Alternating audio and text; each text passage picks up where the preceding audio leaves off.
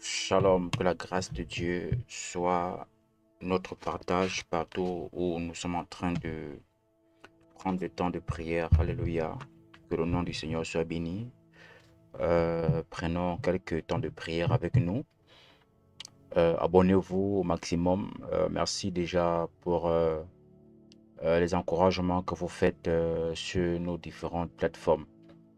Et nous allons tout simplement dire, Seigneur, me voici entre tes mains. Fais quelque chose, agis et tends ta puissante main. Je m'abandonne totalement à toi. Je ne sais pas où tu es ou dans quelle situation tu es actuellement, mais je voudrais tout simplement partager ces temps glorieux, même si c'est quelques minutes.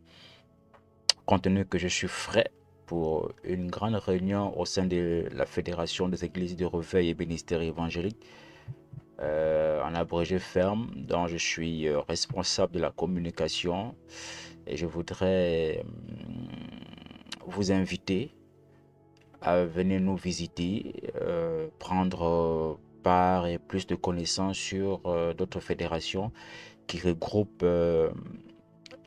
un grand nombre des assemblées. Nous sommes au Gabon, à Libreville. Nous sommes situés en Zeng-Ayon, au Carrefour des Sœurs.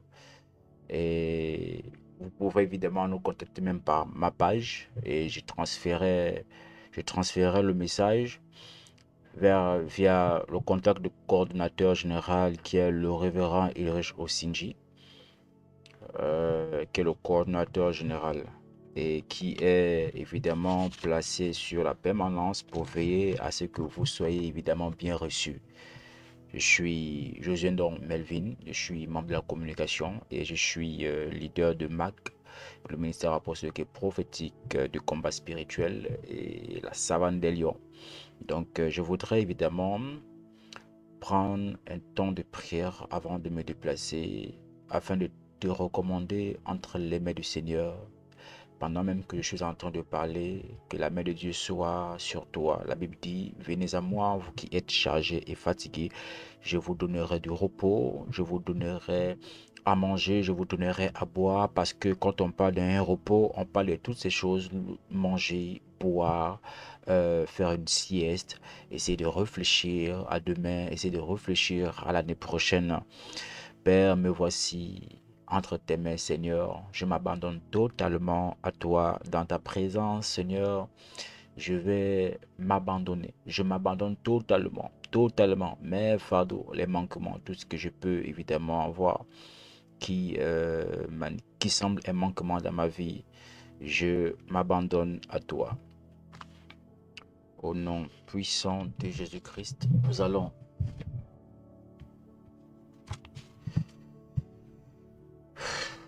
allons ouvrir la Bible dans le livre de Jérémie chapitre 26. Quelqu'un qui a sa Bible, tu peux ouvrir dans Jérémie 26. Jérémie, c'est dans l'Ancien Testament, c'est après Ésaïe.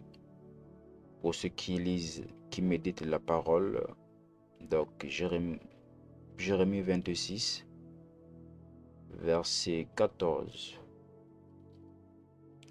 La Bible ici dit, selon elle, et l'Éternel me dit, c'est le mensonge que prophétisent en mon nom les prophètes. Je ne les ai point envoyés, je ne leur ai point donné d'ordre, je ne leur ai point parlé. Ce sont des visions mensongères, des vaines prédictions, des tromperies de leur cœur qu'ils vous prophétisent. On va ouvrir en même temps aussi le livre des psaumes, chapitre 119. Psaume chapitre 119. Psaume, c'est après Job dans l'Ancien Testament. Chapitre 119 au verset 36. Il est écrit, incline mon cœur vers tes préceptes et non vers le gain. Détourne mes yeux de la vue des choses vaines. Fais-moi vivre dans ta voie. Alors, quand on dit me voici, c'est d'abord un aspect de dire l'exposition. Je m'expose à la vue de tous, quand on dit me voici après un appel, c'est un acte de présence, soit volontaire ou par un appel. Me voici entre tes mains, ça veut dire que je mène ma présence dans ta présence afin que ta présence illumine ma vie. Totalement m'abandonner selon que tes écritures disent que venez à moi, vous qui êtes chargés, fatigués, je vous donnerai du repos. C'est à cet effet que je m'abandonne entre tes mains, viens dans cette pensée afin que la gloire de Dieu se manifeste tout simplement. Nous avons richement besoin de Dieu. Vous savez, bien aimé dans le Seigneur, dans les prédications en 2024, je pouvais évidemment mentionner que la plupart des jeunes prédicateurs, les personnes qui sont appelées, qui sont fougueux au ministère, les personnes qui sont euh, ancrées en Christ, qui passent les journées, les heures, les jours à jeûner et à prier.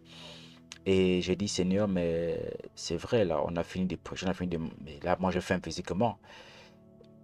Et une parole me dit, écoute, l'homme mangera la sueur de son front. Je me dis, mais qu'est-ce qui se passe? Il me dit, qu'est-ce que tu as en tes mains? Je dis, j'ai la connaissance. Il me dit, ben, écoute, travaille avec ta connaissance et tu vas manger pour nourrir ton corps parce que moi, j'ai besoin de ton esprit pour travailler avec.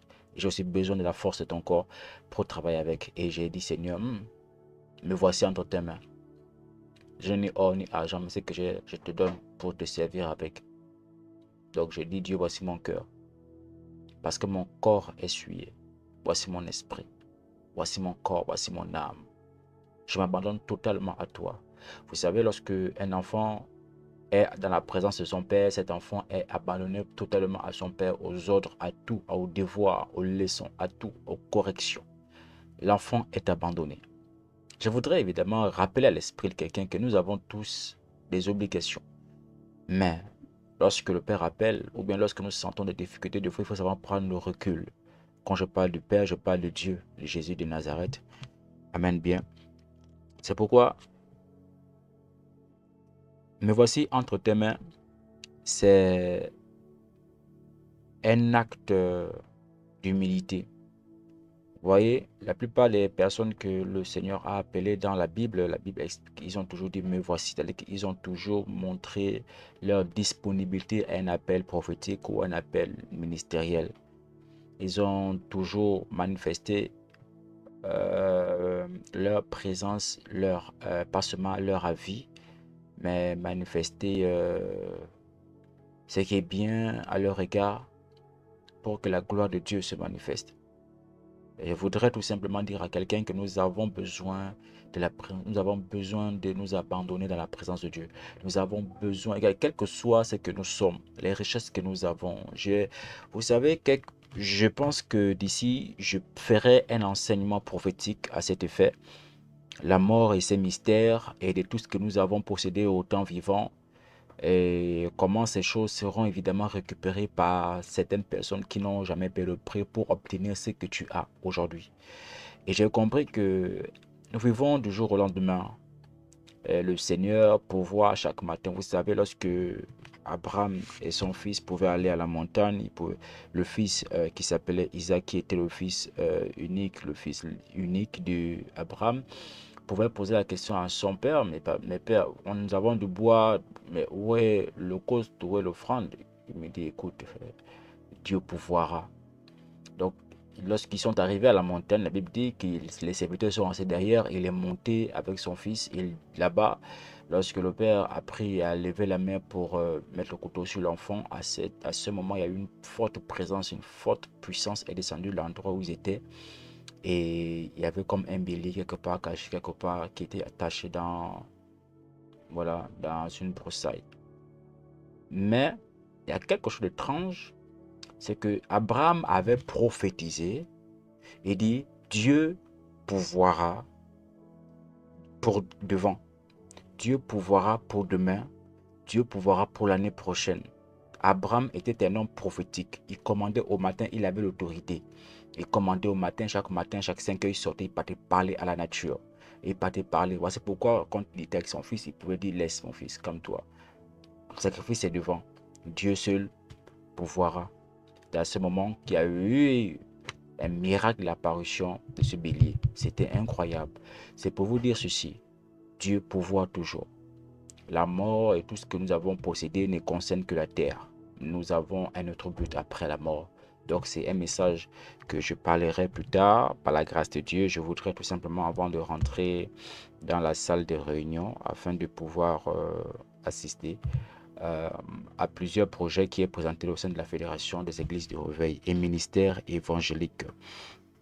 Donc, me voici entre tes mains, lisons et méditons. Il faut comprendre que la plupart de ces prières sont inspirées des versets bibliques, des psaumes, etc. Donc, là où tu es, ferme tes yeux et prie le Seigneur. Prie le Seigneur. Adonai Elohim, Dieu Tout-Puissant, me voici entre tes mains. Seigneur, je me suis disposé lorsque Dieu cherchait un homme. Quand il dit, je cherche un homme qui se tiendra à la brèche. Et j'ai dit, Seigneur, me voici. Peut-être qu'une femme aussi est disponible lorsque cette question est posée en disant, je cherche un homme. Qui est cette personne qui pourra être capable de me représenter partout où je l'enverrai? Quelle est cette femme qui va se lever et aller partout où ma voix se fera entendre? Je me suis disposé lorsque tu cherchais, Seigneur, cet homme. Traite-moi comme il te semblera. Bon, juste et Seigneur. Incline mon cœur, Seigneur, vers tes préceptes et non vers le gain, car je ne cherche point d'intérêt de ce monde, mais l'intérêt du ciel, l'intérêt du royaume au nom de Jésus-Christ. Enseigne-moi, Seigneur, le bon sens de l'intelligence, que je ne dois pas endurer des souffrances à cause de ma propre stupidité. Père, enseigne-moi, Seigneur, le bon sens de l'intelligence, que je n'ai pas à infliger de douleur aux autres à cause des calamités que j'aurais créées en montrant ou bien en me giflant la poitrine. Éternel Dieu de gloire, enseigne-moi, Seigneur, le bon sens de l'intelligence, que je n'ai pas besoin de blesser les autres pour faire cesser mes propres comportements. Père, sois mon appui, sois mon héros, sois mon Elohim, sois mon El Shaddai, sois mon Adonai, sois cette personne par excellence qui viendra guérir mon âme, qui viendra guérir mon esprit, qui viendra guérir les blessures de mon cœur à cause de la souffrance ou bien des souffrances de ce monde. Sois mon appui, Seigneur, pour remplacer l'agressivité par la raison. Je te prie, ô Dieu, sois mon appui, Seigneur, pour remplacer l'obsession de gagner par l'attitude qui consiste à ne faire perdre personne. Fais-moi comprendre, Seigneur, que la raison du plus fort n'est pas la meilleure. Fais-moi comprendre, Saint-Esprit. Fais-moi comprendre, Seigneur, que la force ne consiste pas à avoir du pouvoir sur les autres, mais à avoir du pouvoir avec les autres. Fais-moi comprendre au-delà, ô Saint-Esprit, que le pouvoir absolu n'exige absolument rien des autres, mais donne-moi plutôt l'intelligence pour comprendre toutes choses, Seigneur. Alors je pourrais mériter de porter ton statut de citoyen du royaume de Dieu avec des galons hautement placés. Père, je te prie au nom de Jésus que cette prière, en quelques minutes avec un frère, une sœur qui était connecté avec nous, soit bénie. Je bénis l'œuvre de ses mains. Je bénis l'œuvre de son sacrifice. Je bénis au nom de Jésus tout ce que ces personnes feront à partir de maintenant.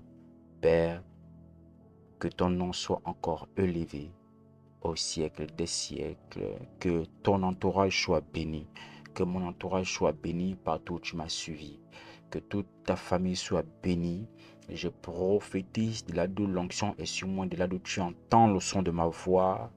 Tu es béni au nom de Jésus-Christ. Nous nous retrouverons prochainement pour une suite de enseignements prophétiques et de faire comprendre le mystère de la vie. Mais je voudrais plutôt dire le mystère de la mort. La mort, ses effets, la mort, ses conséquences, la mort et après la mort, c'est incroyable et je sais que beaucoup de personnes auront peur parce que dans les églises, il est rarement prêché thème la mort.